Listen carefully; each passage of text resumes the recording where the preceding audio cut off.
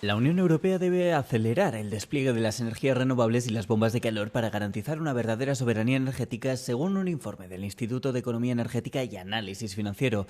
Este centro de estudios calcula que la expansión de la energía eólica, la solar y las bombas de calor sustituyen a 8,8 mil millones de metros cúbicos de gas natural licuado en 2024, lo que equivale a 2/3 de las importaciones de la Unión Europea procedentes de Qatar ese mismo año. Cumplir los objetivos quinquenales de 4 millones de bombas de calor, 75 gigavatios de energía solar y 22 de eólica al año podría reducir la demanda de gas de la Unión Europea en un 25% para 2030. Sin embargo, sustituir el gas ruso transportado por gasoducto por GNL desde Estados Unidos y Qatar no ha hecho más que desplazar la vulnerabilidad, ya que las importaciones de GNL de la Unión Europea aumentaron un 84% entre 2021 y 2025 en un contexto de inestabilidad por la situación en Oriente Medio. Alcanzar los objetivos sigue siendo un reto, ya que la energía limpia representa el 26,2% del consumo energético de la Unión Europea en 2025, muy por debajo del objetivo del 42,5% fijado para 2030. Al mismo tiempo, los analistas advierten de que la aceleración de la energía limpia podría cambiar la dependencia de los combustibles fósiles por una en la cadena de suministro china, que controla la fabricación clave de energía solar, baterías y bombas de calor, posicionando a este país como un electroestado en auge. 2/3 de los niños de toda Europa Occidental estuvieron expuestos a temperaturas extremas durante el primer semestre de 2026, según un informe de la Organización de Defensa de los Derechos de la Infancia Save the Children. En Alemania, el número de niños expuestos a calor extremo en los primeros 6 meses de este año fue mayor que el de los últimos 5 años juntos.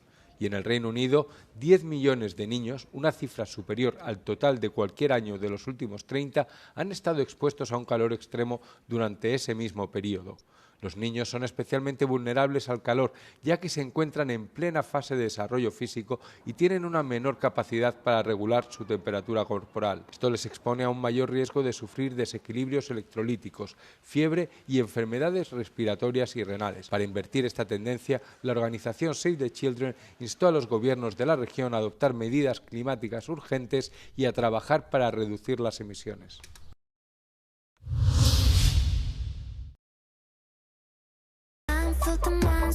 Los deepfakes y los contenidos generados con inteligencia artificial deberán ser identificados como tal a partir del domingo, cuando entren en vigor la mayoría de las normas de la nueva ley de la IA de la Unión Europea. La ley exige a los proveedores y a quienes implementan sistemas de IA que informen a los usuarios cuando estos interactúen con un bot o cuando se vean expuestos a deepfakes y vídeos generados con IA. Los textos destinados a informar al público sobre cuestiones de interés general también deberán etiquetarse si han sido redactados por una inteligencia artificial sin supervisión editorial humana. El objetivo es permitir que los usuarios sepan de inmediato si el contenido es real o falso, para evitar la desinformación y el fraude y para que la IA sea más transparente y fiable. En concreto, los proveedores tendrán que añadir marcas legibles por máquina, como marcas de agua, para garantizar la detección de contenidos manipulados. Los sistemas de inteligencia artificial tendrán hasta el 2 de diciembre para adaptarse a las nuevas normas.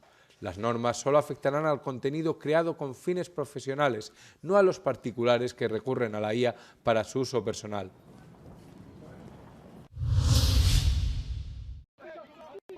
En China, al menos 10 personas murieron y otras 23 resultaron heridas este domingo tras un temporal de intensa lluvia que provocó una riada de montaña en una zona turística de la provincia noroccidental de Gansu, donde las autoridades han elevado la respuesta de emergencia por precipitaciones.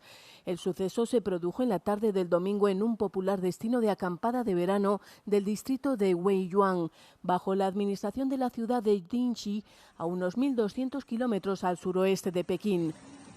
Allí, parte de los turistas que acampaban en la zona quedaron atrapados por la crecida, según informó la agencia estatal Xinhua.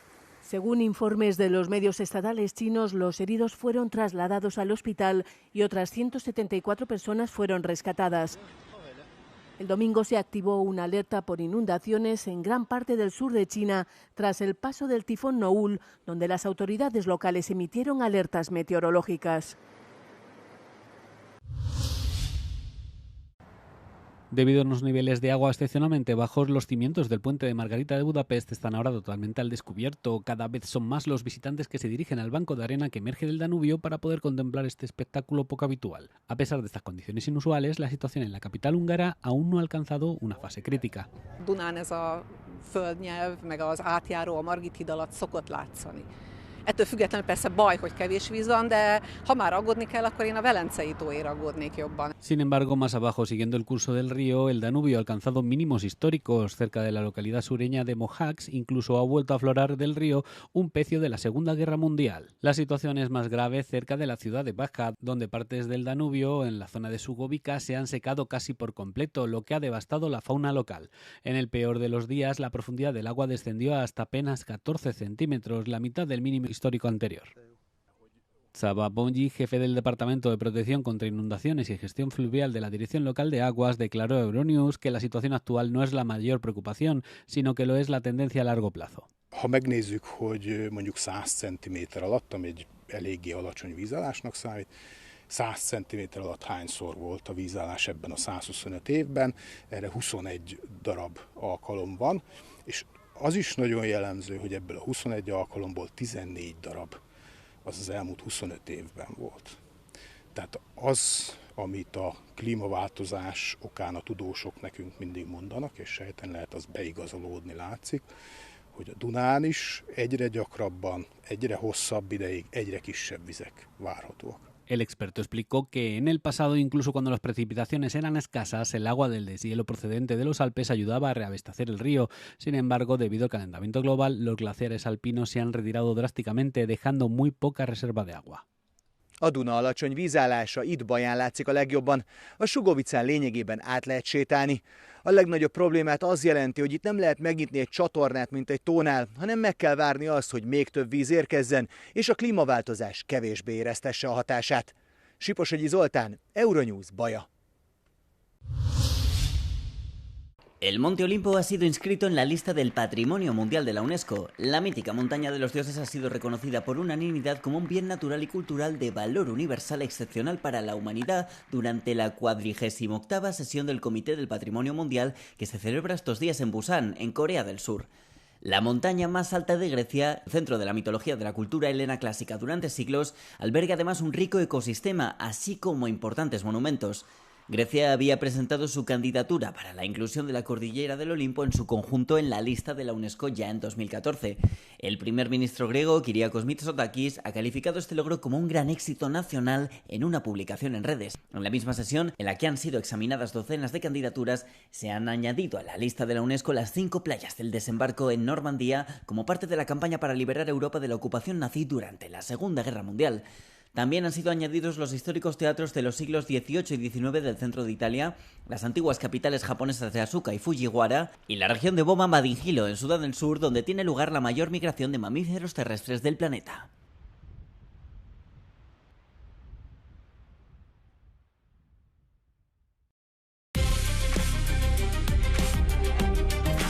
You're watching Euronews' fact-checking show The Cube.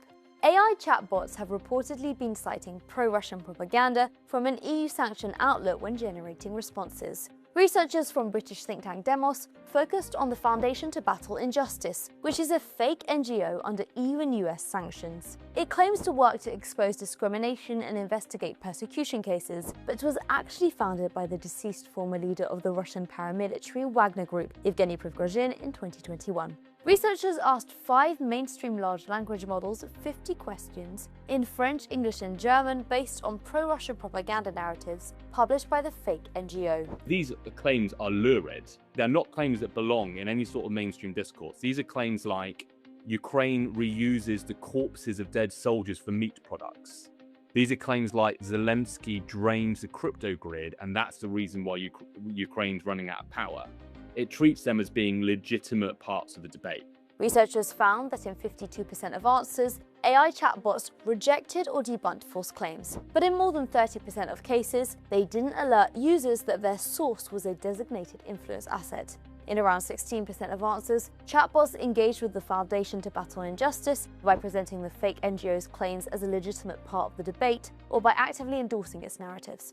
As more and more individuals use chatbots instead of traditional search engines or news outlets, a rapidly growing industry has emerged which aims to influence how AI models gather their sources. This is also known as generative engine optimization. Our point is that these services can be repurposed and made available also to states and could be used for nefarious purposes. We contacted the tech companies who developed the chatbots tested in the study, and they told us that fighting misinformation remains a key concern. ¿Qué dicen las cifras sobre la reciente ola de calor en Europa? Temperaturas récord, miles de muertes excesivas, incendios forestales y presión sobre las infraestructuras. Estas 4 cifras detallan el impacto del calor extremo de este verano en toda Europa. Europa Occidental registró el mes de junio más caluroso de su historia, con una temperatura media de 20,74 grados centígrados. Esto supone unos 2,8 grados por encima de la media a largo plazo para este mes. Y tanto Inglaterra como Francia registraron el mes de junio más cálido de su historia. Más de 10.000 muertes excesivas se registraron por la ola de calor de fines de junio, de las cuales la gran mayoría correspondieron a personas mayores. Desde entonces solo Francia ha revisado al alza su estimación hasta las más de 5.764 muertes excesivas, lo que sugiere que la cifra final en Europa probablemente sea mayor. La ola de calor también afectó a la economía europea. Según un análisis, se calcula que redujo en unos 2.000 millones de euros el valor de la cosecha de cereales de Europa. Francia y Hungría representaron casi 3/4 partes de las pérdidas estimadas, siendo el maíz uno de los cultivos más afectados.